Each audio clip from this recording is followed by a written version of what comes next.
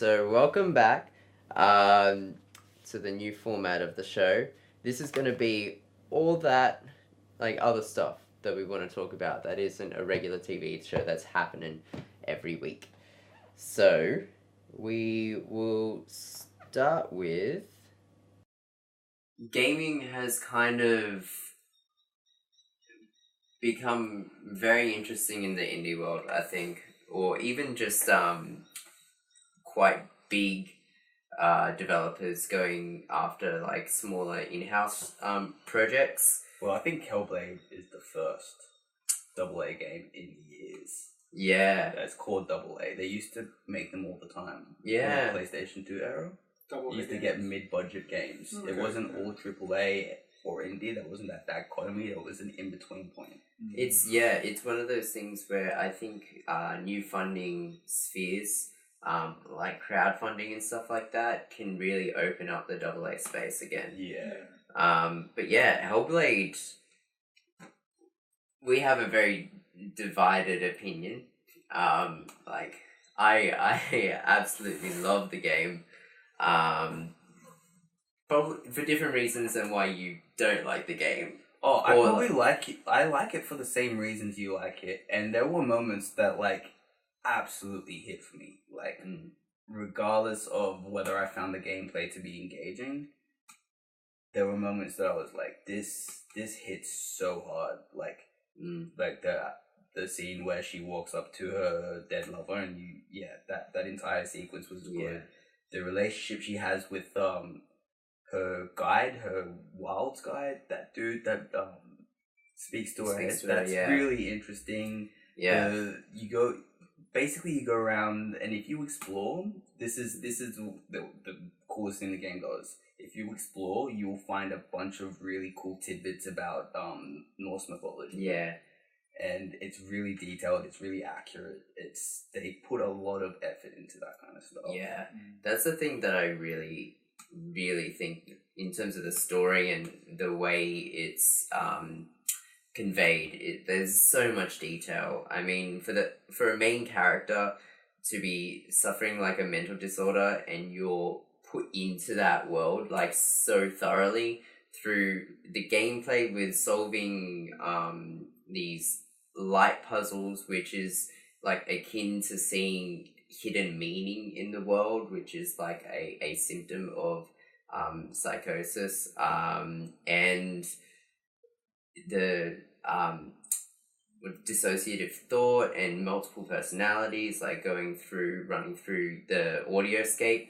Fantastic to play on headphones. Like, do not play this without. I played this. This is the only game that I played with headphones. Yeah, it is incredible. The audio experience in that game is incredible. Like, people harp on about the graphics, but I've never been immersed in an experience like that. The soundscape in that game is freaking oppressive. It is so. I've never felt scared walking in a straight line where there's nothing that's going to happen to me. But I am constantly on edge playing that game. But here's where we disagree. I agree with the rune puzzles, like being thematically really sound, but it manifests in really boring gameplay.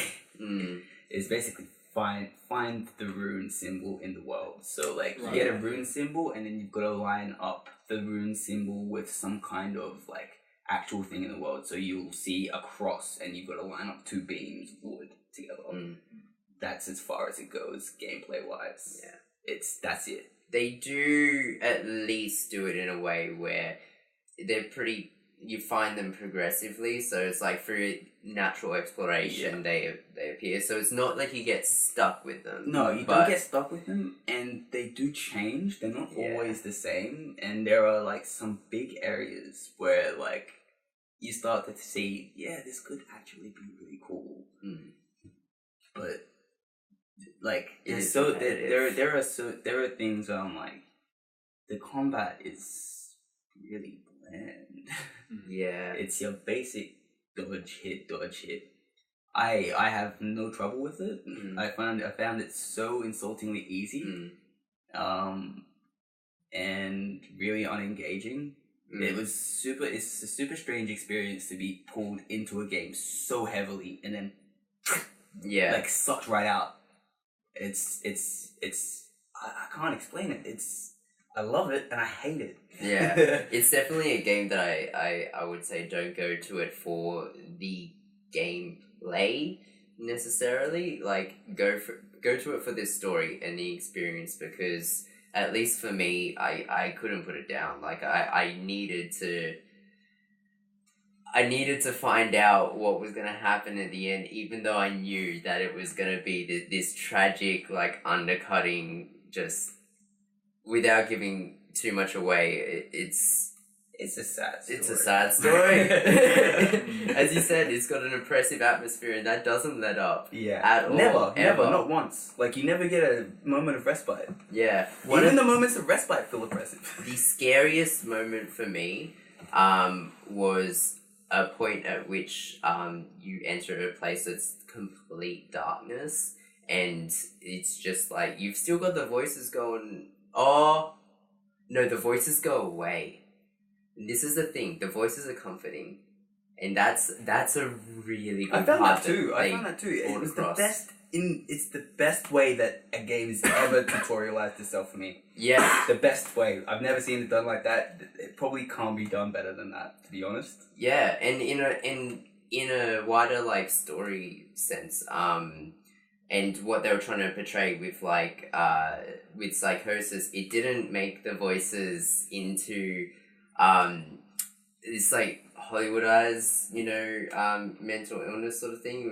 It was they acted like they would for someone actually suffering it. They are comforting. They can be comforting. Because most of them they're part of you. Most of them are whispered. Like, Yeah, there's a lot of, like, comforting, whispering voices saying, like, just keep on going. Yeah. Keep on going. It kind of pushes you forward. Yeah, exactly. And in this moment, you're thrust into darkness, the voices are gone, and all you can hear is, like, your own breathing, and there's these monsters that you can't really see, and they, like, move, like, really sort of, like, sketchily. Oh, God.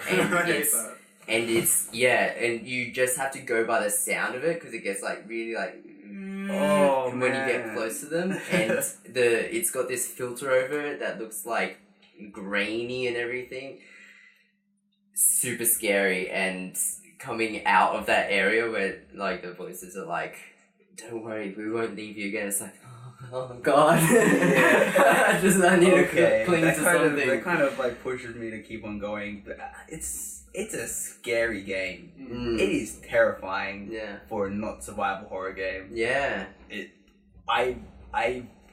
I played Resident Evil 7 this year. Didn't feel scared at any point during that game as much as I did at any point during Hellblade. Hellblade is super strange. Yeah. Okay. Like, yeah. I so much to be said about the sound.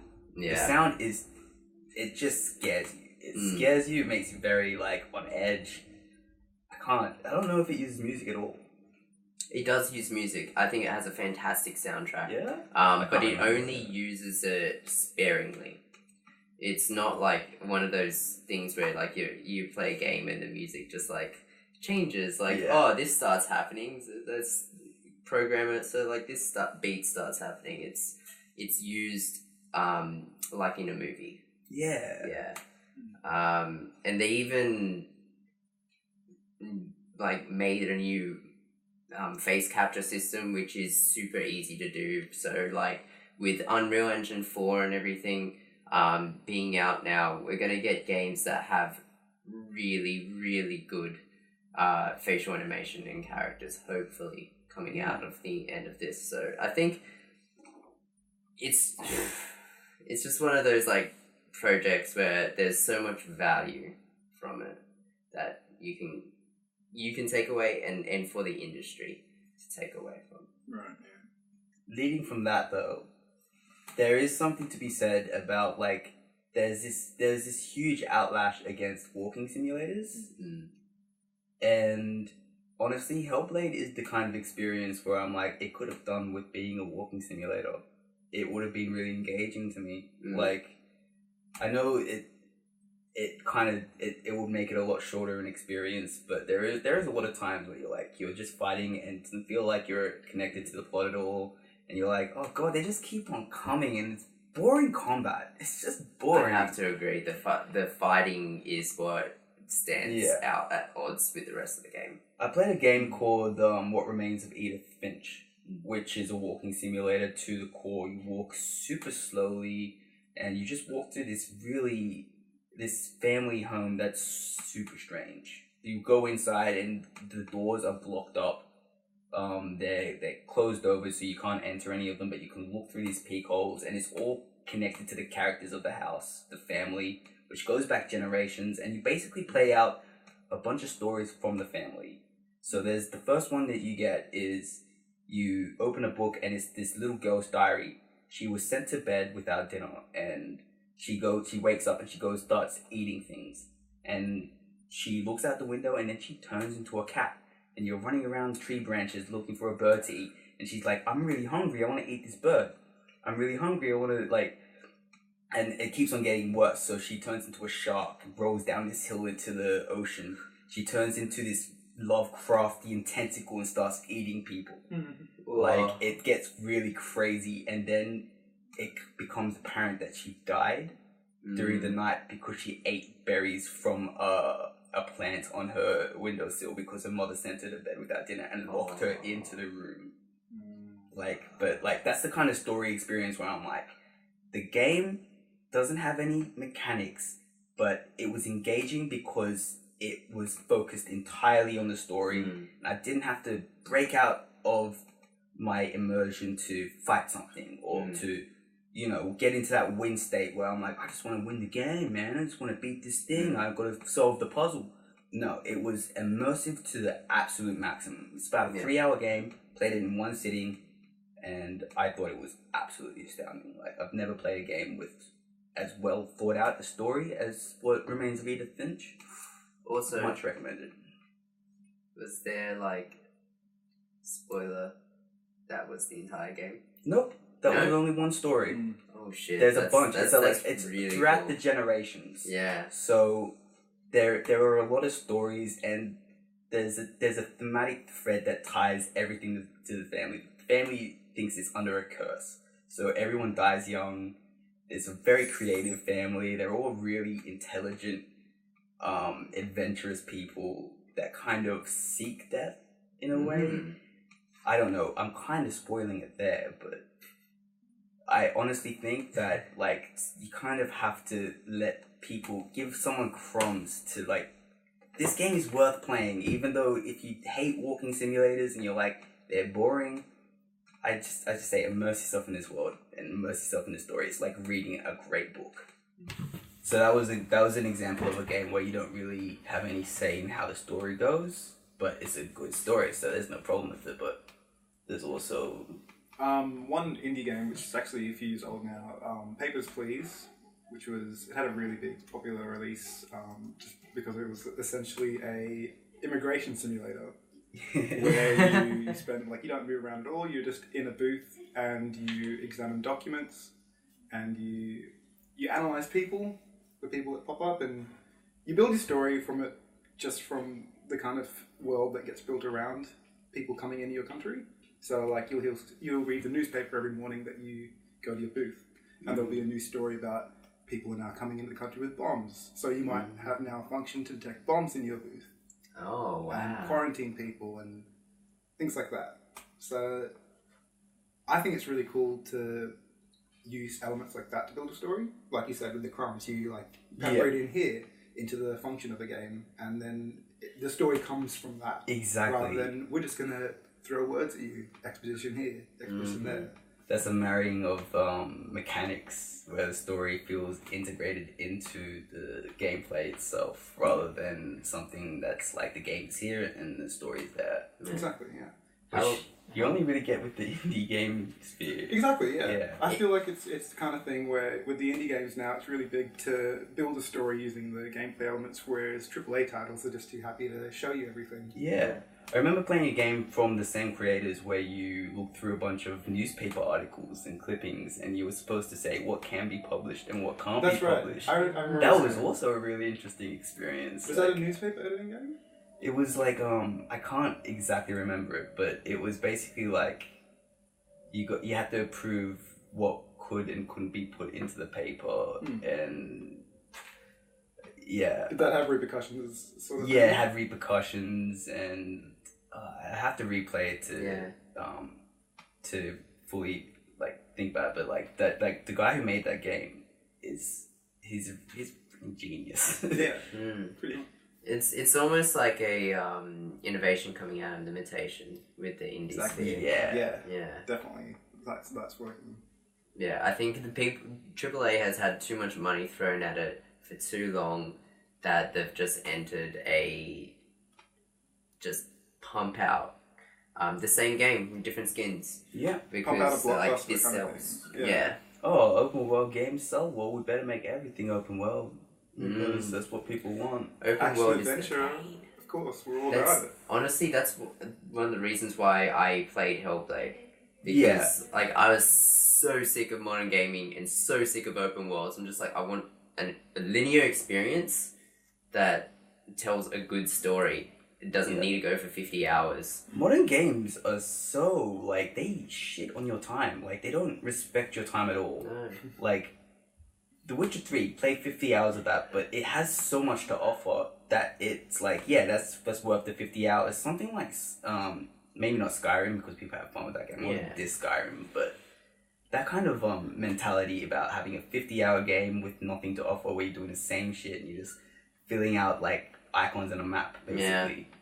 Like Far Cry. Trust me, with every game that gets released, less people will like that shit. Yeah. Because it's not innovative, and it's not even, to be honest, it's not that engaging a thing to do for 50 hours. There's no reason. No. Nothing, from hour 50, you don't get anything from hour 50 that you didn't get from hour 10. You know what I mean? No, yeah. They just become these sort of elaborate time sinks. Even Zelda was like that to me, to be honest. It turned into a collect the shrines kind of experience, which, it had a magic for 10 hours that died at the 20th, Yeah. On the similar lines with Papers, Please, I played a game called Subsurface Circular, because it sounds like Papers, Please is like a text adventure almost.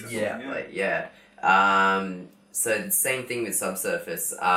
Basically, you play a detective robot that's riding this train that's underground that takes all the robots around to their jobs in this kind of near future type deal where all low and mid-level jobs are taken by robots. And you have to find out what's happened to these missing robots. And the story unfolds through conversations that you have with other robots that are riding the train to their jobs or to be reprogrammed or anything like that.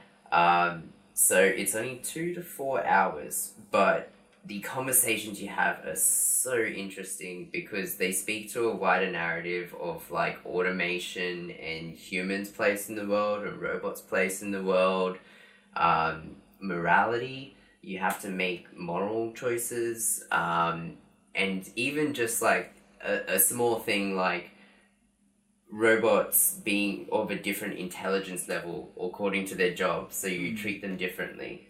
In the conversation, you get to know to be pointed to some robots because they don't really have a lot of feelings or anything like that, so you can just go straight to the point. Or you have to go under the surface, you have to get rid of their surface level programming or something somehow and just access them. Or just speak to them like a normal person. It's really interesting. And yeah, I'm so happy about the indie sphere at the moment, It's saving games for me, man. It's saving games. Honestly, I got a PS4 from you. I've got so many games for that system that I just fucking hate. Yeah, and there's nothing really coming out that's not really. AAA. I guess Spider-Man's gonna be pretty cool, but it's gonna be another open world thing.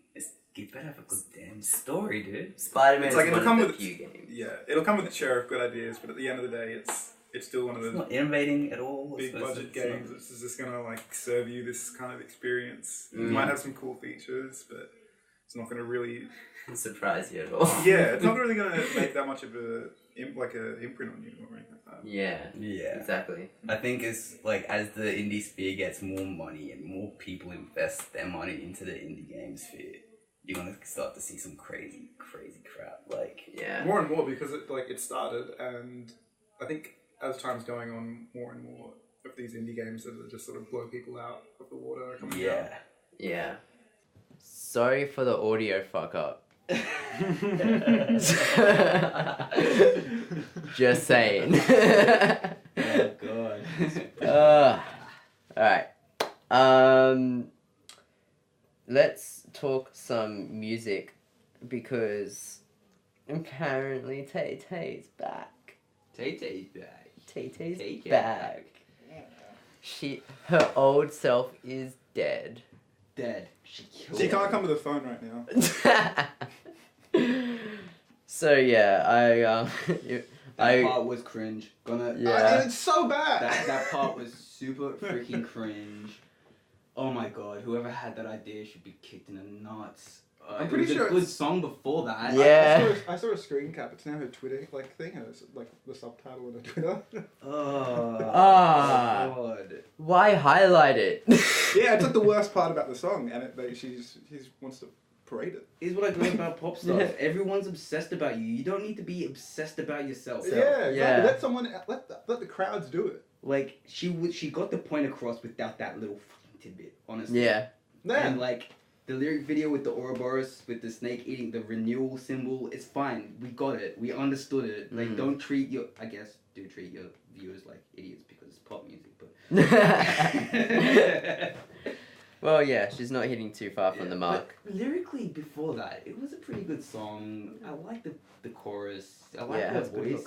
I like how she pulled back on the singing. You know, she's a great singer, but like, I kind of enjoy that like dance, like you pull the beat back and it's just like. Yeah. I liked it. Yeah. I liked it. I think the song itself is not bad. Like it's a fine song. But I just think, like, the construction of this whole, like, move... Yeah. It's too...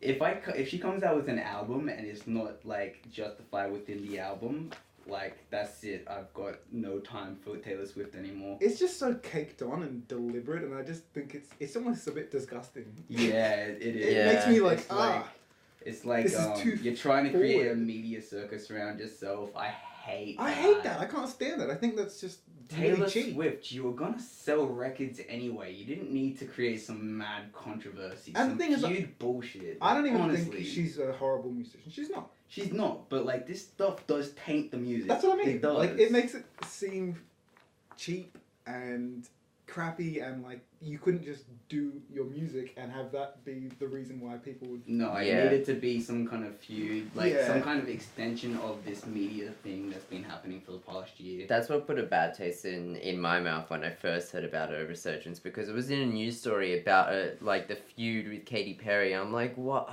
I hate these manufactured pop feuds that are just made to sell albums, and it's worse than like rappers having feuds with each other, because at least you get some cool bars. Like with pop music, it's just like we get some songs that are about revenge because they've got bad blood. Yeah. I should like say that I've hated every Taylor Swift song that has ever come out before this one. I've like deeply hated every single one. So I was like, at least the sound in this one is different. Yeah. And at least she's challenging herself. And I honestly think you challenge yourself to make a really skeletal, could be boring track sound good. Yeah. But I don't know if that would have worked without the lyric video, honestly. And she's going to release a real video for that track. And I'm like, there's no way you can beat that lyric video. No, I thought the lyric, it was really cool. That was the only reason that brought so much oomph to the track. That lyric video. Killed it.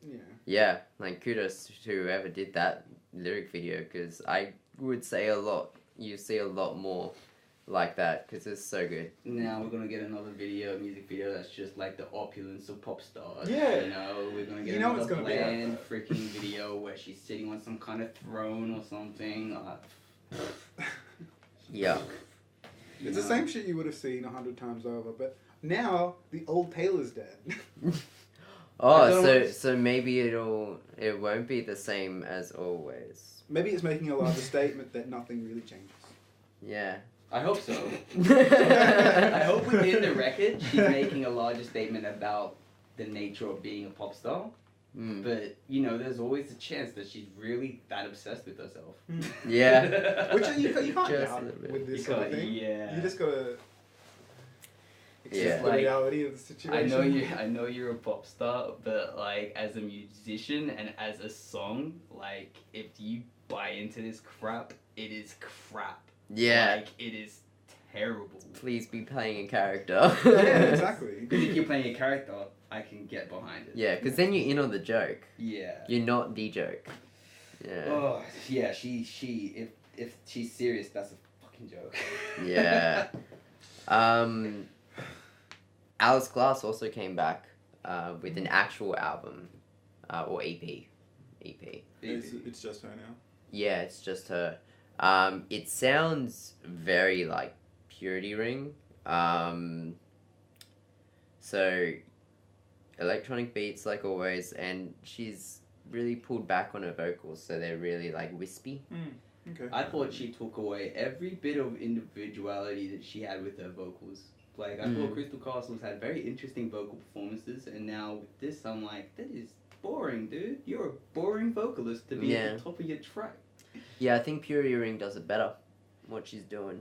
There are a lot of bands that do wispy vocals better. There are a lot of people that do that better.